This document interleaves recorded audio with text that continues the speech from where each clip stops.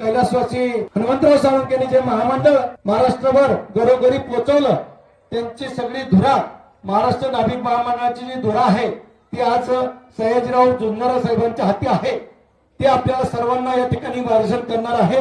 साहेबांना विनंती करतो आपण या ठिकाणी यायचे, आम्हा सर्वांना मार्गदर्शन करायचं आहे. उशीर खूप झाला आणि 2 दिवस तुम्ही या सगळ्या कार्यक्रमात आहात, तरी मी या इतकं सुंदर सोहळ्याचं धन्यवाद द्यावेत आणि ऋण व्यक्त करावेत या एकाच भावनेतून मी कोल्हापूरवरून या ठिकाणी आलो.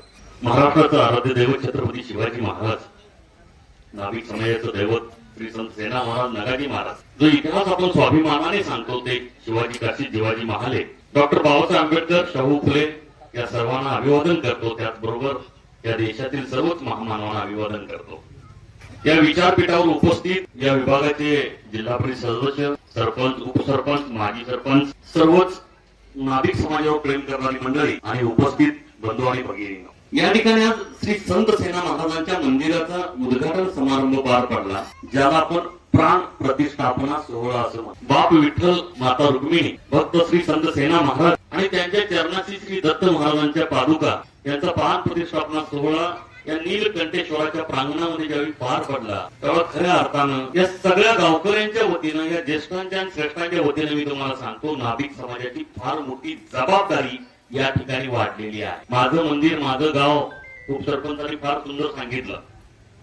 हे माझं मंदिर माझं गाव माझा सोहळा या पद्धतीनं नीलकंठेश्वराचा आतापर्यंत तुम्ही ग्रामदैवत म्हणून, हे प्रांगण म्हणून या ठिकाणी अनेक सोहळे पार पडले असतील. नाभिक समाजाच्या संत श्रेष्ठ सेना महाराजांचं मंदिर जेव्हा या ठिकाणी उभं आहे, त्यावेळी सेना महाराजांचे वंशज म्हणून, त्यांचे पाठीराखे म्हणून, त्यांचे वारकरी संप्रदायातले सहकारी म्हणून, इतर समाजापेक्षा नाभिक समाजावर त्यांची जबाबदारी जास्त आहे. लाखो वारकरी पंढरपूरला येतात, आपण बघतो प्रत्येक जण माऊली म्हणून एकमेकाला नमस्कार करतो, पायाला हा करत स्पर्श करतो. त्याच्या पाठीमागची भावना, भूमिका लक्षात घ्या आपण. आणि म्हणून माझी आपल्याला विनंती आहे, जर शक्य असेल तर यवतच्या लोकांनी, गणेश ही खूप चांगली मंडळी आहेत, म्हणजे अध्यक्ष असतील, गणेशजी असतील, ही प्रयत्न करतील, पण ज्या वेळेला आपण मंदिर उभा केलंय त्यावेळेला त्याची जबाबदारी वाढते, हे मात्र मी तुम्हाला आवर्जून सांगतो. सेना महाराजांचा इतिहास निलेशजींनी खूप छान सांगितला. आपल्याला एक ऐतिहासिक वारसा आहे, आपल्याला एक वारकरी संप्रदायाचा वारसा आहे. महाराज, मला या ठिकाणी तुम्हाला सांगायला आवडेल, सेना महाराजांचा इतिहास आपण फक्त बांधवकडे पुरता मर्यादित बघतो, पण मला अभिमान या गोष्टीचा वाटतो. ज्ञानेश्वर माऊलींच्या आणि तुकाराम महाराजांच्या अभंग गाथा, माऊलींची ज्ञानेश्वरी आणि तुकारामांची गाथा, हे 2 ग्रंथ मराठीमध्ये आहेत. महाराष्ट्राच्या संतांना, महाराष्ट्राच्या संत परंपरेला, महाराष्ट्राच्या सगळ्याच लोकांना ते बघायला मिळतात, वाचायला मिळतात, ऐकायला मिळतात, अनुभवायला मिळतात. मला अभिमान या गोष्टीचा आहे की सेना महाराजांचा इतिहास पंजाब मधल्या गुरुद्वारामध्ये दररोजच्या दररोज त्या ग्रंथामध्ये आणि त्यांच्या आरतीमध्ये सेना महाराजांच्या ओव्या गायल्या जातात. राजस्थानमध्ये सेना महाराजांच्या सेन भगत म्हणून त्यांच्या ओव्या गायल्या जातात. मध्य प्रदेश, बांधवगड या ठिकाणी तर आपल्याला सगळ्यांना इतिहास ज्ञात आहे. अमृतसरच्या जवळ 31-32 किलोमीटरवर सोहेल तट्टी नावाचं गाव आहे, ज्या ठिकाणी सेना महाराजांचा वंश परंपरागत म्हणजे ताम्रपट आहे, ज्याच्यावर त्यांची परंपरा आहे. 20वी-21वी वंशज आजही सेना महाराजांचे सोहेल तट्टी या गावात आहे. अनेक अभ्यासक्रम तयार केला होता. या विचारपटावर आदरणीय बाबासाहेब काशीद आहे. मगापासून काशीदांचा इतिहास झाला, पण तुम्ही फार पुण्यवान आहात याचं कारण सांगतो तुम्हाला. शिवा काशीदांचे थेट वंशज बाबासाहेब काशीद या विचारपीठावर आहे. मला अतिशय आनंद वाटला की माझ्यासोबत आम्ही सकाळी येता निघलो, पश्चिम महाराष्ट्राचं ते अध्यक्षस्थान घोषवलं. सोहेल तट्टी या ठिकाणी आम्ही जाऊन आलो, बांधवगड या ठिकाणी आम्ही जाऊन आलो. सेना महाराजांचा त्यावेळेचा जो इतिहास आहे तो या सगळ्या भारत भूमीसाठीचा इतिहास आहे आणि तो इतिहास आपण जपायला. मराठीतले त्यांचे काही अभंग गात आहेत, त्यांच्या कथा कविता आहेत, त्या सगळ्या गोष्टी. बरं, त्या अभंगांच्या रचना पण अशा आहेत, ते व्यवसायपर आहेत, ते भक्तीपर आहेत. वेगवेगळ्या प्रकारात जेवढे अभंग गाथा असतात, जेवढे प्रकार असतात, त्या सगळ्या प्रकारचे कीर्तनपर आहेत, प्रवचनपर आहेत. या सगळ्या अभंगांच्या रचना सेना महाराजांच्या आपल्याकडे आहेत आणि प्रत्येकाकडे सेना महाराजांचं एक पुस्तक तुमच्या घरी असावं. ज्या वेळेला शक्य होईल तेव्हा त्याचं एखादं पान तुमच्याकडनं वाचलं जावं. या ठिकाणी मंदिरात पण जर ते पुस्तक तुम्हाला उपलब्ध करता आहात तर तुम्ही निश्चितपणे करा. ज्या वेळेला तुम्ही या ठिकाणी येणार आहात तेव्हा हरिपाठ असेल, सेना महाराजांचा एखादा अभंग असेल, भले तो वाचून बघा, पण सेना महाराजांच्या त्या मूर्तीच्या समोर राहून ज्या वेळेला तुम्ही नतमस्तक व्हाल तो अभंग वाचाल त्यावेळेला तुम्हाला सेना महाराज समजतील, कळतील, भावतील आणि मग लक्षात येईल की मी या सेना महाराजांचा वारसदार आहे. ती परंपरा फार मोठी आहे.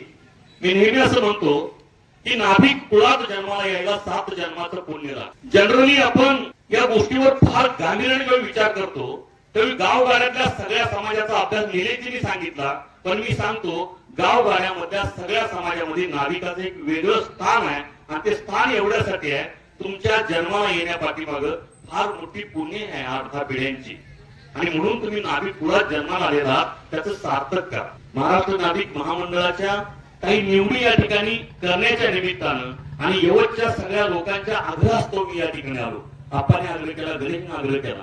समाजाचं काम करायची आवड जर असेल तर काही होऊ शकतं, फक्त त्याच्या पाठीमागची भूमिका आणि भावना ही निस्वार्थीपणाची असावी, ही माझी तुम्हाला हात जोडून विनंती. तुम्ही प्रयत्न करून बघा, ज्या वेळेला तुम्ही ह्या भक्तिभावानं त्या निस्वार्थी भावनेनं समाजाची सेवा कराल त्यावेळेला परमेश्वर तुम्हाला काहीही कमी करणार नाही. हा माझा स्वतःचा अनुभव आहे. मी माझ्या अनुभवाची बोल सांगतो तुम्हाला.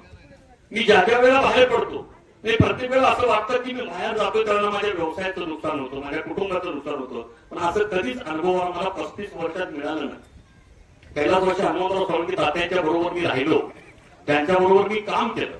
शिवा काशीदांची मूर्ती पन्हाळगडावरती बसवली त्याचा मी साक्षीदार झालो. शिवा काशीदांच्या समाधी स्थळाचं जे आपण सुशोभीकरण केलं ते तर आम्ही स्वतःच केलं. बाबासाहेब असतील, मी असतील, आमचे मारुती कुंडे असतील, आमचे भारतप्पा पाटील असतील, आम्ही सगळ्यांनी केलं. आज पन्हाळगडावर जेव्हा तुम्ही येता त्यावेळेला तुम्हाला साक्षात शिवा काशीदांच्या मूर्तीवर जेव्हा तुम्ही डोकं ठेवता तेव्हा तितकी ऊब जाणवते, त्या रक्ताची ऊब जाणवते. छत्रपतींच्या साठी इतका मोठा त्याग करणारी ही 2 माणसं. म्हणजे मी नेहमी असं सांगतो, जीवा महालेंची घटना असेल आणि शिवा काशीदांची घटना असेल, या दोन्ही घटना जर इतिहासातून काढल्या तर इतिहास बदलला असता कदाचित. शिवा काशीद जर क्षितिजोहराला सामोरे गेले नसते तर, आणि जीवा महालेंचा दानपट्टा जर सय्यद वंदाच्या हातावर गेला नसता तर त्यानंतरचा इतिहास निश्चित बदलला असता, आणि त्याचा अभिमान या उरात आहे, तो तुमच्या प्रत्येकामध्ये आता.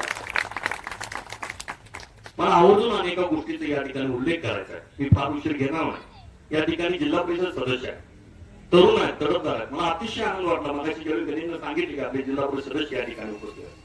साहेब माझी आपल्याला विनंती आहे, आपण आजपर्यंत समाजाला निश्चितपणे मदत केली असेल, नाही असं मी अजिबात म्हणणार नाही. सरपंच आहेत, उपसरपंच आहेत, म्हणजे ग्रामपंचायतचा ठराव घालणं हा फार अवघड गोष्ट नाही, पण जिल्हा परिषद सदस्यांना माझी विशेष विनंती आहे की या निमित्ताने या प्रांगणामध्ये जर आपल्याला एक ग्रंथालय सुरू करायचा प्रयत्न केला तर आपण निश्चितपणे, माझी तुम्हाला विनंती आहे, ती फक्त नाभिक समाजासाठी नाही म्हणत, पण या प्रांगणामध्ये गावातील अत्यंत चांगली मुलं ज्यांना परिस्थितीमुळे अभ्यास करता येत नाही, परिस्थितीमुळे स्पर्धा परीक्षा देता येत नाही, हे भक्ती रसानं आणि शक्ती रसानं फुलून गेलेलं प्रांगण व्हावं. फक्त नीलकंठेश्वराचं परमेश्वराचं प्रांगण म्हणण्यापेक्षा विद्यार्थ्यांच्यासाठी त्यांच्या भविष्याच्या वेळासाठी हे प्रांगण एक आदर्शवत महाराष्ट्रात होईल अशी मला अपेक्षा वाटते, आणि आपण त्यासाठी जाणीवपूर्वक प्रयत्न करावा.